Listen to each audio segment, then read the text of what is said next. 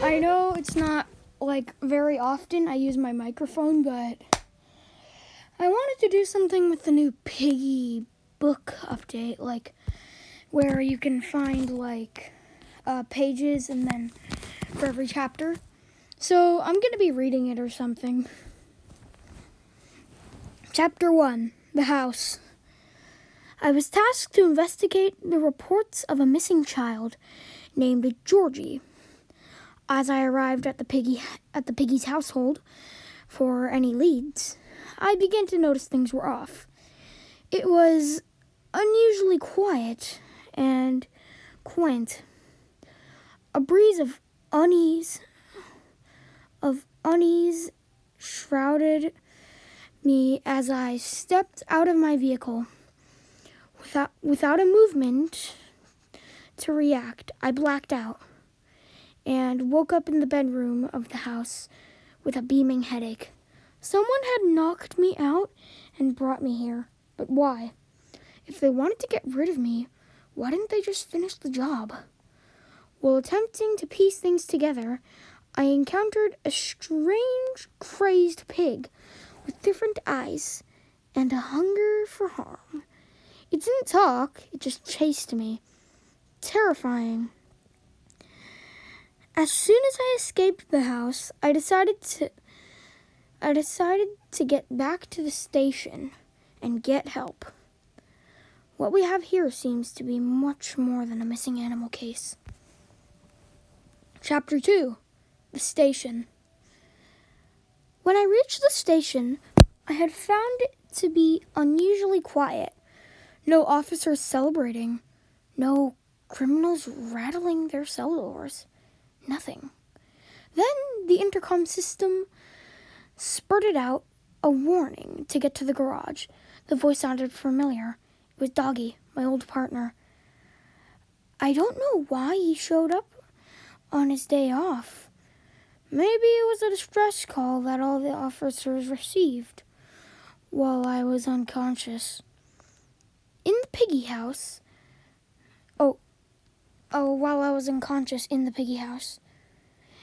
As I crept about to unlock the garage, I encountered yet another strange-looking pig. It appeared to have black eyes and a violent attitude, just like the last one. What is it with these animals? What happened to them? And what made them like this? Once I opened the garage door, fueled the escape car, and left with Doggy, I felt a sense of dread overwhelm me. I got out, but did not feel safe. I needed to find out what was going on. Chapter 3, The Gallery. It turns out the gas can I picked up was almost empty because we found ourselves running out pretty quick.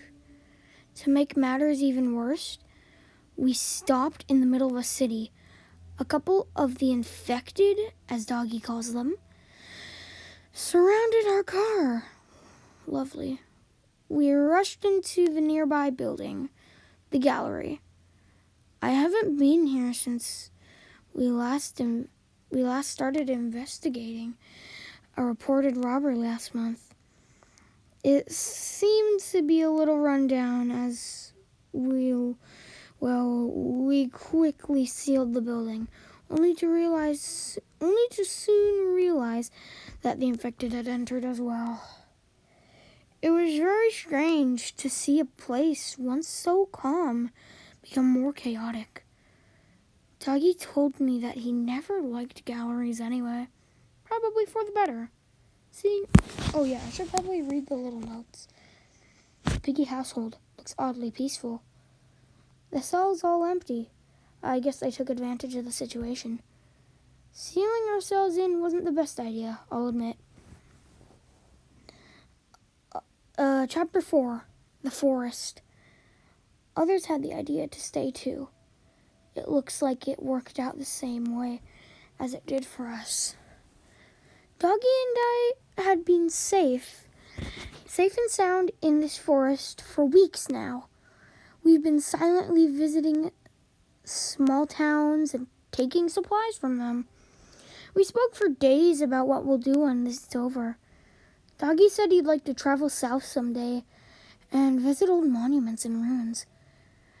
I don't know what I'd do. I couldn't get my mind off of the world's state. One night, I woke up to discover a broken and empty potion and a missing friend. I looked around and found Doggy. He was one of them. My gut sank, and I felt weak. Where did this potion come from, and why did he drink it? Was he forced to? His eyes red, not like the others. Someday, I will get to the bottom of this. As I left the forest to no longer be faced with such a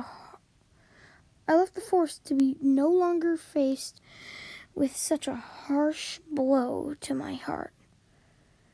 I came across a radio with a voice that instructed me to head to the school, clinging onto anything to distract my mind.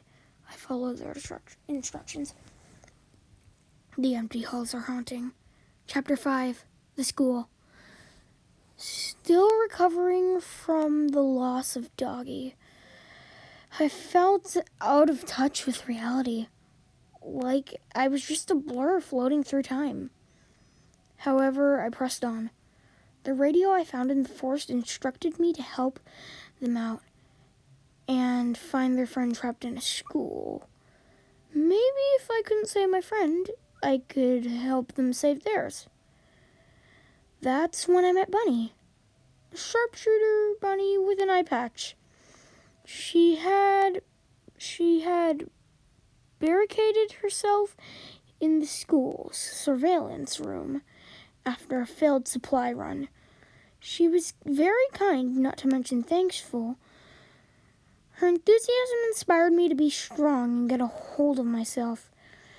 As we head to the sewers to meet up with the mysterious radio voice, my head started burning up.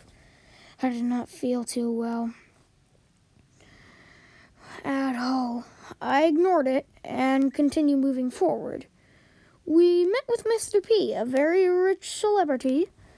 It was certainly strange to find someone of his status walking about in the sewers. He thanked me for my help, but the more he spoke, the harder I found it to pay attention. My head hurt more and more until I passed out there. The last thing I remember was being wheeled into a hospital and seeing Doggy. What a mess. It certainly seemed like a rush to get out of here.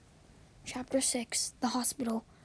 I woke up in a hospital with Bunny on my side. She seemed to lighten up when she saw my eyes open. Bunny explained that Mr. P and the researchers didn't think I'd make it, as I showed minimal symptoms of the infection. She didn't give up on me, though. I rescued her, so she believed it was her duty to protect me from being tossed out and deemed a lost cause.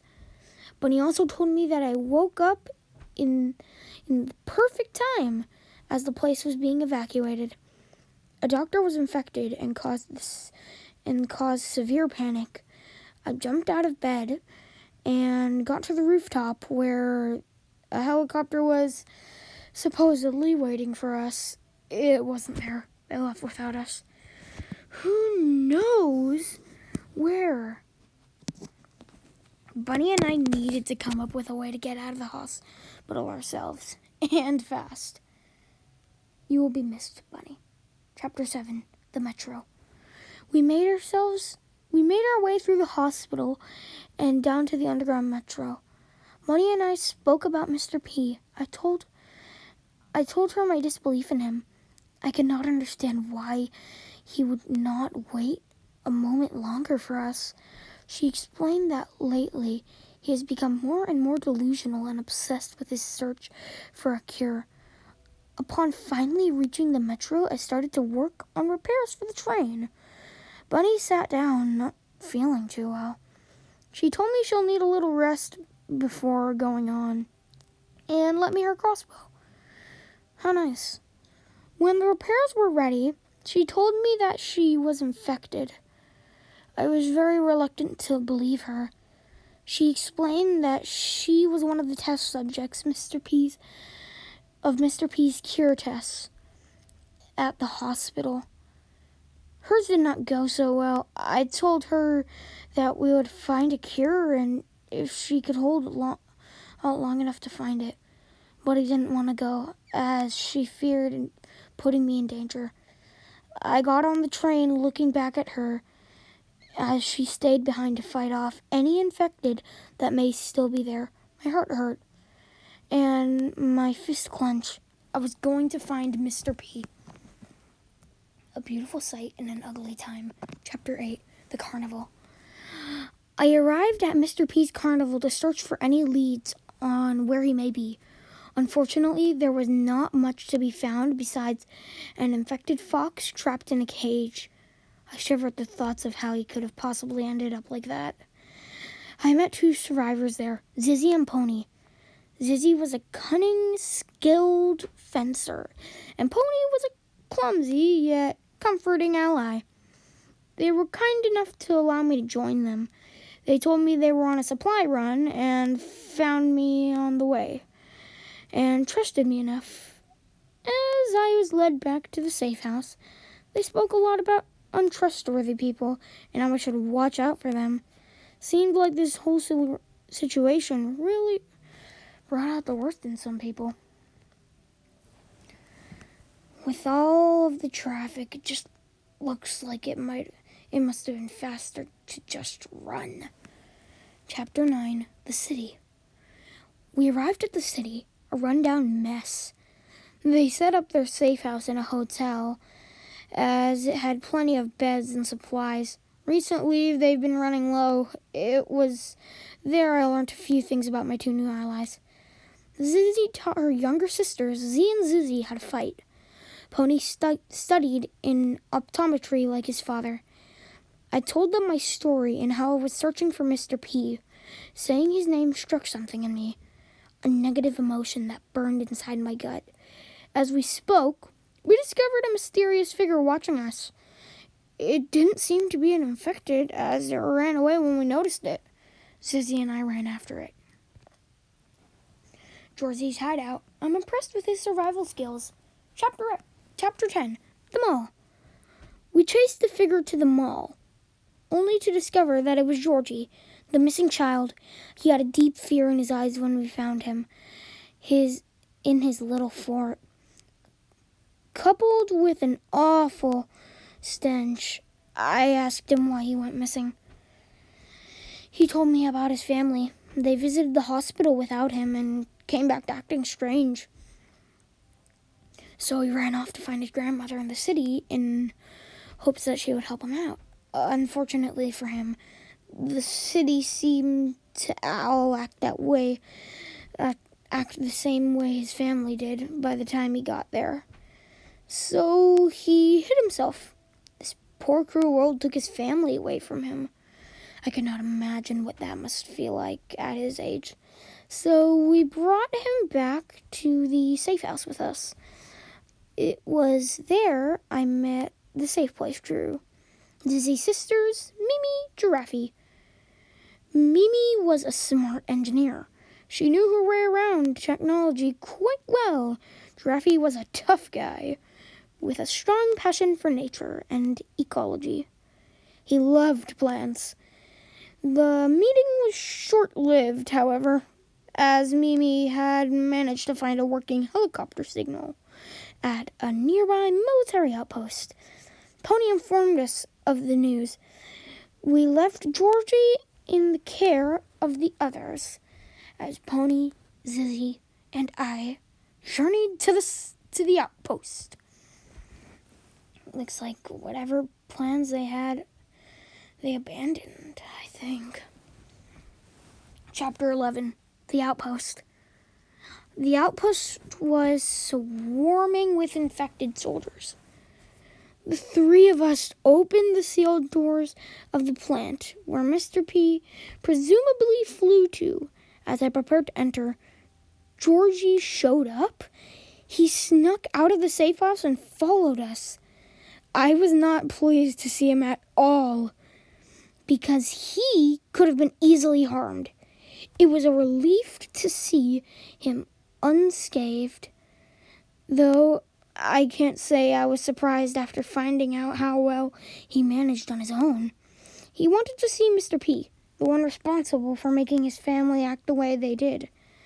I reluctantly agreed to bring him along, as long as he remained close and out of any more trouble. Georgie and I entered the plant, leaving Zizzy and Pony to fend off against the soldiers and protect us from being swarmed. It was there we found Mr. P speaking strangely. He seemed to hold a deep regret for his actions and could not seem to cope with them. When he realized we were there, he believed we were nothing but ghosts who had come haunt him. Mr. P was unable to come to terms with reality and ran off. We had followed him down for a final confrontation. Chapter 12, The Plant.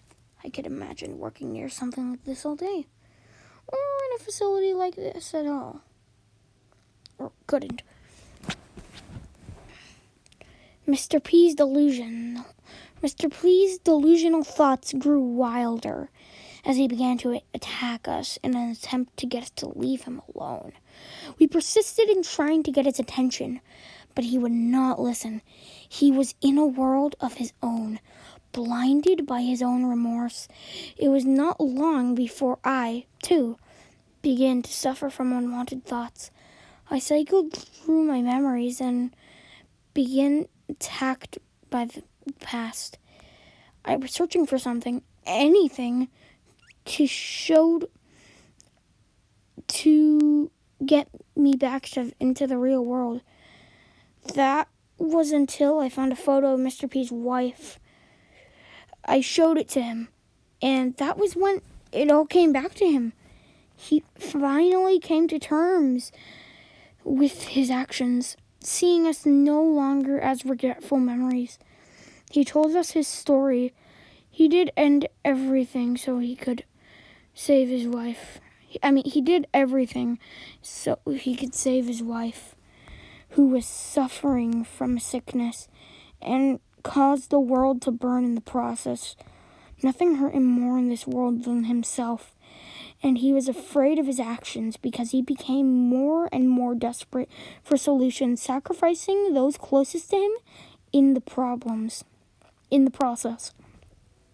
Georgie was quite upset and would not be any better. Georgie was upset and wanted revenge, but I convinced him not to do anything to him. If he harmed Mr. P, he would not be any better than Mr. P. He was too blinded by his emotions to realize what he was doing. And if Georgie went through with it, he too would have suffered just like him. As soon as we soon left the plant, leaving behind Mr. P. Zizzy and Pony greeted us with great joy. With the search for Mr. P finally over, we were unsure of what to do. We all stopped to take a moment to think. Then Georgie's face lit up as he came up with an idea. What if we look for a cure? Maybe it wasn't such a ridiculous idea. We live in a world full of all sorts of people, so perhaps it wouldn't be too far-fetched to come across someone working on something that could help us out. There was only one way to find out. And that is the entire Piggy story. I hope you guys enjoyed that, and I'll see you later.